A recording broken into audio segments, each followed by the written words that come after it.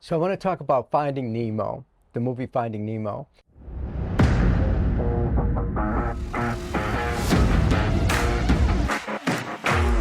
And I want to talk about it in a different way. I don't want to talk about the uh, psychological aspects of it, but more of the physical, metaphysical, and spiritual aspects of the movie.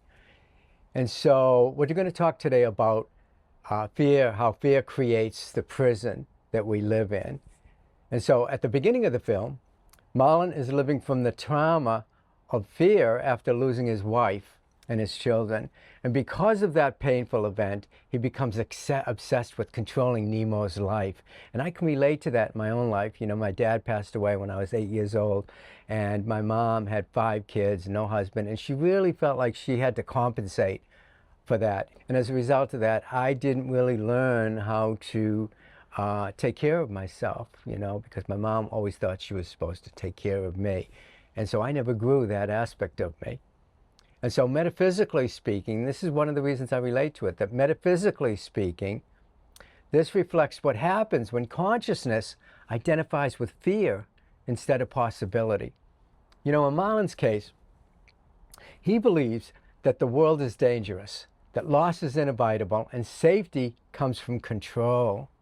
But the deeper spiritual truth of the film is control is not safety. Fear itself becomes the prison.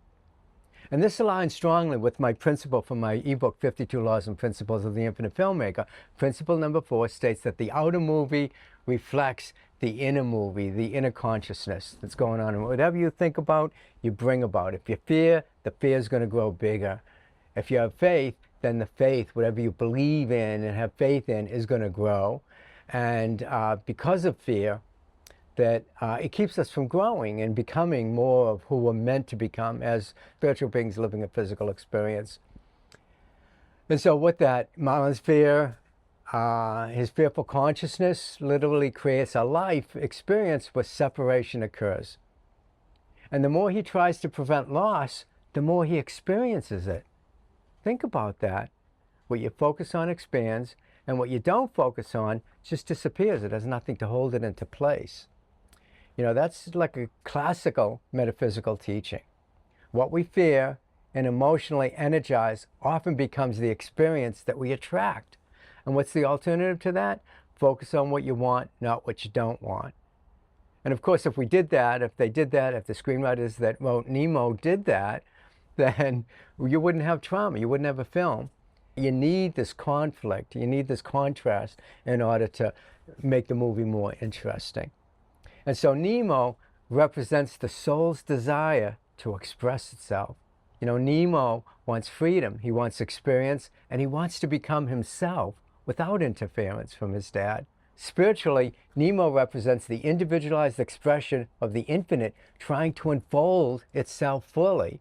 And another principle from my ebook, 52 Laws and Principles, principle number 20, where it fits exactly here. The acorn already contains the oak tree. Within the oak tree is the acorn, just waiting to emerge into a mighty oak tree. That acorn has within it the intelligence to grow into its greatest self without interference. As long as you give it the right water, right nourishment, right sunlight, then it will grow into its greatest self. And the same with us.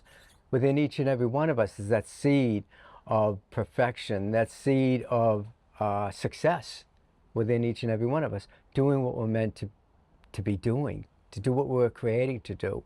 And so we have to get out of the way of that and allow ourselves, just like the acorn in the oak tree, just to grow into our greatest selves as creatives in the entertainment business. You know, in Nemo, he already contains courage, intelligence, and the capability is within him. His father just doesn't see it yet.